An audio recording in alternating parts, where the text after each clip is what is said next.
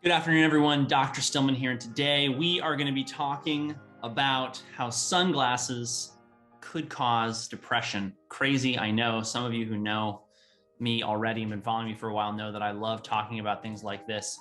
Those of you who don't know, I am really concerned with, and I pay very close attention to the kind of light that hits my patients' retinas, because getting people well who are living under the wrong light and getting the wrong light in their eyes is like rolling a boulder up a hill. It is no fun. It's miserable. We're going to talk about why today, going over some really interesting, neat papers, starting with this one. So sunglasses may play a role in depression. Leave it to people in countries far away from here to do really interesting thinking that I wish was being done in this country, among others. Their idea here and what they're talking about is the fact that sunlight and light in general hitting your retina is the stimuli for the production of certain neurotransmitters being the things that mediate your cognition, your thinking, and your mood. The amount of sunlight reaching the brain from the eyes via the retinohypothalamic tract is reduced in sunglass users because sunglasses screen out 75 to 90% of visible light. Wow, isn't that amazing? If you've heard of seasonal affective disorder, which we're going to talk about today, this is really what seasonal affective disorder is. It is a lack of light hitting the eye during the season in which there is a lack of light in the environment. Now, what is the difference between going to work 14, 16-hour days, never going outside, never having bright light in your eye, and seasonal affective disorders?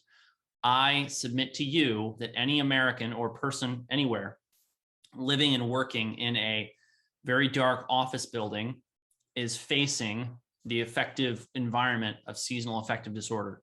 How can you test this hypothesis? Go into your place of work with your phone, download a lux meter, and look on the lux meter on your phone how much light is hitting the phone. I guarantee you it will be in the single digits, the teens. I'll be shocked if it's over 20. Most office buildings without windows are incredibly dim. The office buildings with windows, they're making dimmer and dimmer and dimmer and dimmer in an effort to reduce heating costs. What I think is tragic about this is that as we're saving money on heating costs, I think we're really losing money on mental health. So pay attention, because this really plays a really critical role in how healthy you are. How does this work? Evidence of a biological effect of light therapy on the retina of patients with seasonal affective disorder. I'm going to scroll to the bottom because the rest of this is really technical gobbledygook, although I like the paper design. Depressed patients with seasonal affective disorder demonstrate electroretinographic changes in the winter compared with healthy comparison subjects with lower rod retinal sensitivity and lower cone maximal amplitude. What this means is that there are actual electrical changes in your retina during the winter if you've got seasonal affective disorder. Isn't that amazing? And you can normalize these electrical properties of your eye with light therapy or with summer, as the case may be. Isn't that amazing? So this is something that I cover with people who are coming to me for depression, anxiety, sleep disorders, any of that. We need to talk about their light environment. Retinal melatonin and dopamine in seasonal affective disorder. Phototherapy may treat seasonal affective disorder by stimulating the production of retinal dopamine and suppressing the production of retinal melatonin. What does this mean? Why is this so important? So notice that it's stimulating the production of retinal dopamine. You may not know, but many of your neurotransmitters are in fact made when light hits certain organs of your body, skin and eyes, most notably. Perhaps most notably the eyes, but they're better studied than the skin. This is a really, really interesting topic. Now, what about this interplay between dopamine and melatonin? Okay, so melatonin you think of probably as the hormone of sleep, the hormone of night. So let's say that your melatonin gets released at night. It's actually being produced during the day in your skin and in your eye by certain frequencies or spectrum of light. It's being suppressed here by the high blue and green light, which is normal during the day because it keeps your body from going to sleep. And darkness is the trigger for then melatonin release from your pineal gland at night. That's why 3 to 4 hours of darkness, or rather lack of blue and green light, you start to get sleepy. That's why I don't like people not wearing blue blockers at night when they're using a lot of tech devices or watching television, because it will wreck their sleep and ruin their neurotransmitter levels. But I digress. So you got to understand, light is literally making chemicals inside of your body.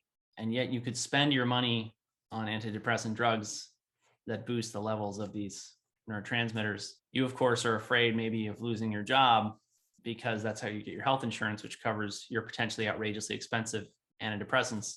Isn't it ironic that if you then got fired and lost your health insurance, you might get the light that you needed to not need the antidepressants? Are you seeing the evil Ponzi scheme that has become American, corporate health insurance and medicine? Circadian rhythm disturbances. There is considerable evidence that circadian and sleep disturbances are important in the pathophysiology of mood disorders. Depressed patients often show altered circadian rhythms, sleep disturbances, and diurnal mood variation. Chronotherapies, including bright light exposure, sleep deprivation, and social rhythm therapies, may be useful adjuncts in non-seasonal and seasonal depression. Antidepressant drugs have marked effects on circadian processes and sleep, which is a fancy way of saying circadian rhythms play a role in your mood. If you have altered circadian rhythms, and you can alter them with any variety of stimuli, sound, light, electromagnetic waves and frequencies, activity, meal timing, virtually anything, any stimuli to your body can alter your circadian rhythms. And this means also that any stimuli, any stress can be used to retime your circadian rhythms, which is good news. And people will say, oh, well, my antidepressant really makes me feel better. Well, what if it's just affecting your circadian rhythms? I think people owe it to themselves to optimize their circadian rhythms to find out how much better they may feel. Final paper of the day, association of screen time and depression in adolescence. Yes, indeed, there is a significant association between screen time and depression in adolescence. Significant between-person associations show that for every increased hour spent using social media, adolescents showed a 0.64 unit increase in depressive symptoms. Now, what I want to point out about this is that you're not hearing this from people as a public health emergency. The rise in screen time of young people is a clear and present danger to public health. I think I would no sooner sell a carton of cigarettes to a kid than a cell phone. I think this idea that kids need cell phones, that parents have been fed, is just as pernicious as this idea of everyone can smoke and get away with it. This is nuts. People are going to look back on this and they're going to say, what an incredible mistake. An entire generation of young people incredibly devastated by social media addiction and really bad interpersonal thinking, a lack of interpersonal skills because of this social media phenomenon. I really want to take a moment to appreciate the fact that in this paper, these people don't talk about the effects of light and circadian rhythms at all.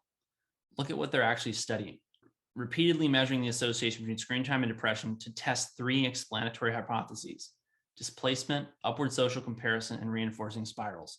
While I'm sure these are fascinating psychosocial phenomenon, it really amazes me that they don't even pay lip service to the fact that the type of light coming out of the screen may play a profound and important role in whether or not social media and screen time is depressive. Okay, that's really important. So my solution to this problem are things like blue blockers. So I use raw optics blue blockers and I use BlueBlox blue blockers. I also like to get additional red and infrared light in my life using EMR tech lights or bio lights. There's a lot. And then SaunaSpace has got a great product too. Oh, and then for days when I don't get enough sunlight, I use this Birdie Vitamin D UVB lamp.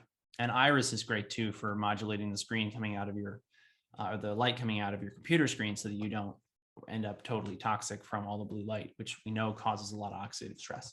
So these are the products that I use and recommend. As always, the products that I affiliate with, the monies from that goes towards taking care of people who cannot otherwise afford what I do, who are either injured first responders or who have been injured by pharmaceutical company products. As always, everyone, thank you for watching. Make sure to like, comment, share, subscribe, check out my Substack, apply for consultation with me at stillmanmd.com. Have a great day.